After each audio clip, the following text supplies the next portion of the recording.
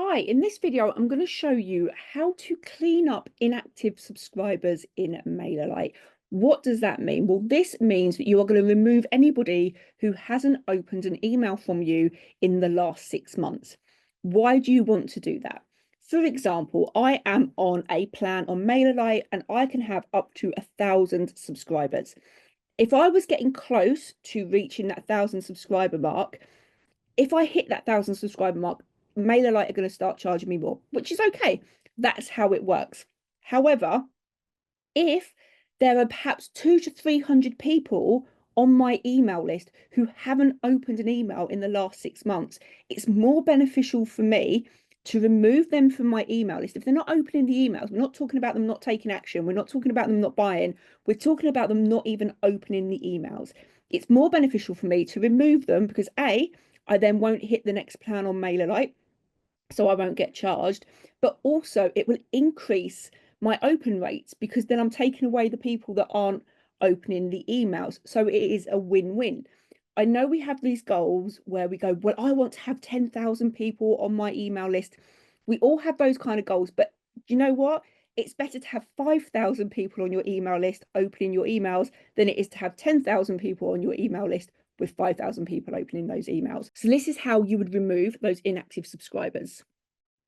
So as always, go to the dashboard, go to subscribers and click on clean up inactive. Clean up inactive subscribers for people who've never opened an email from you. Now, I actually have no subscribers to unsubscribe. So, because I quite do it, but you can do it if they've never opened an email from you.